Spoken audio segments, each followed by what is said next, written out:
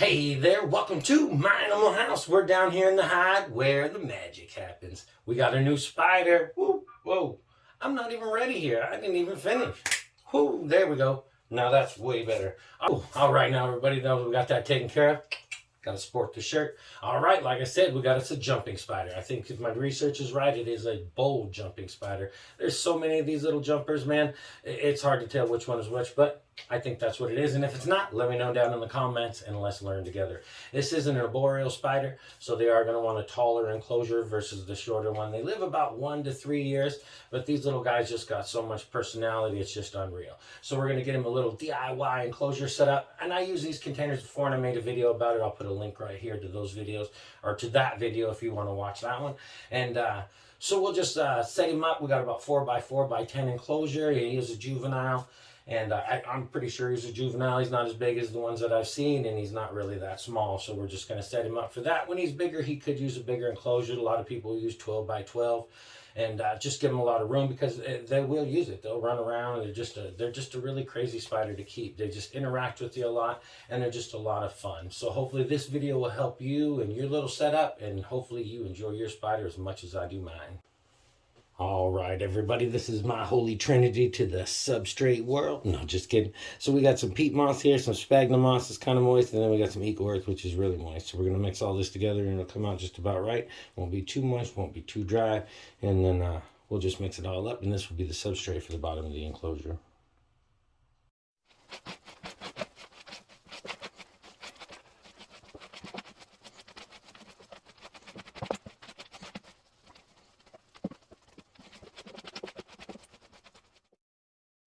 All right, so this is our substrate. We're gonna get this all cleaned up, get the dirt around there cleaned up, and then I'm gonna show you all the things that we're gonna throw in there, everything that we need, and show the enclosure. All right, here we go. I got some goodies for us. I got a little piece of cork bark there. Got a little couple trees. I don't know how many, if we're gonna use these or not. Little, not trees, but leaves and that kind of thing. Got a little tree here, a little leaf. And I got a couple doohickeys. I'm going to show you what I'm going to do with these little couple doohickeys here in a minute. But we are going to talk about this, and I am going to use one. Some people say you don't have to.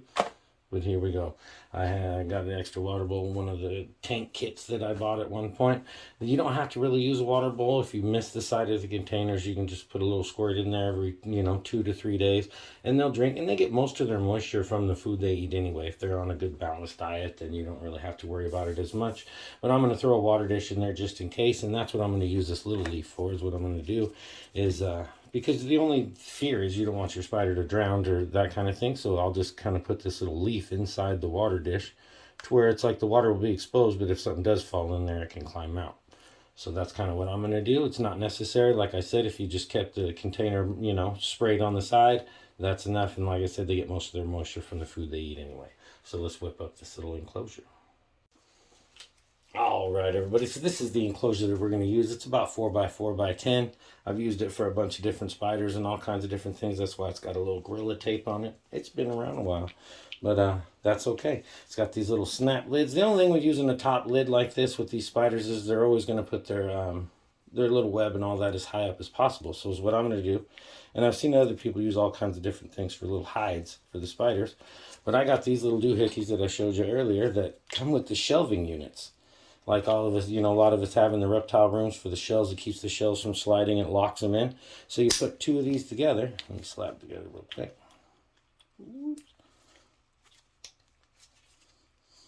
But anyway, so you got this little deal right here. And you could use a little piece of PVC or something. You can cut a little chunk of it and do the same thing. But I just attached it inside the enclosure right here. Just glued it on. And used a little bit of dirt on there to cover up everything to where it'll make it look a little more natural by the time I'm done. And as you can see, it's all right there. So hopefully he'll use that as his little hide and his little home. And then if I lift up the lid, it won't disturb everything, and he can just hang out in there. We'll decorate around it a little bit too. But that's my little DIY little enclosure for the little guy. So hopefully he uses that as a hide. If not, it was a good idea anyway. So we're going to get some substrate in here, decorate this thing, and we'll be done.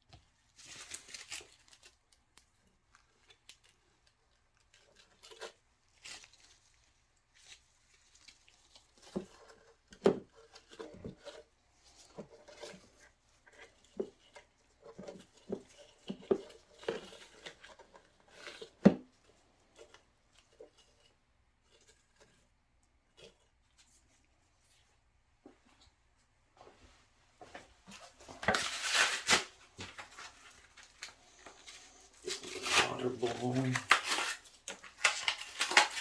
Should have opened that up before it's in. Rookie boy. Let's get this set up right now. Like I said, the water bowl is not necessary if you do the misting. But I'm going to do both. But in case I forget, he'll have a water bowl. Like I said, is what I'll do is I'll just put this little leaf to where it just hangs out right in the water bowl, just like that. And I'll throw some water in there to where they can come in and out as they want. Or go down and get a drink if he wants. Put this little tree in there. Put this little thing way back here in the back.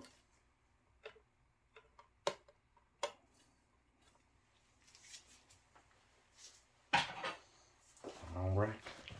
Yeah, I don't think I'm going to put any more. So that's going to be our thing. Like I said, I'm probably going to black out the back of this to where he can't see through it, to where it'll make it a little more private for him. So hopefully he uses this as his little hide. Like when I put him in there, I'll probably put him on there on that. So maybe he'll just run right in there, you know, and try to hang out to begin with. So that's our little setup. We're going to add a little water into the water bowl and bang, we're done. Our little jumping spider. Got our little lid here and bang, we're done. So hopefully this little DIY setup helps you and your jumping spider, or at least gives you a couple little ideas for you, and hopefully this helps. I forgot to decorate the top of our little hide here. So what I'm going to do is I'm going to use some sphagnum moss. Just kind of hang it over just like that. I had some cork bark, but I don't think I'm going to use it. There's not a lot of room down there anyway, so hopefully he'll use that as his little hide and web it up, and it'll be cool.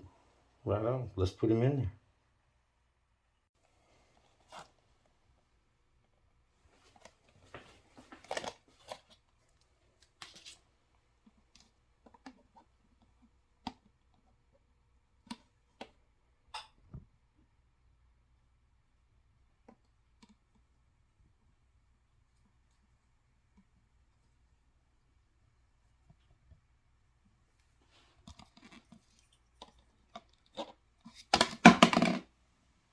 Well, that worked out.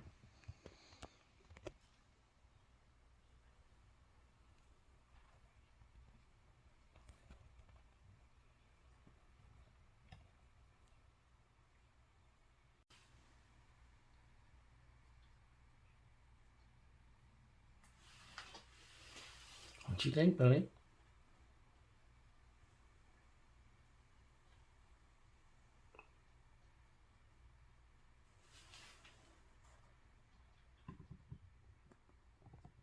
Alright, he's gonna go search around. I appreciate you guys watching this video, and hopefully it helped you in your spider adventure.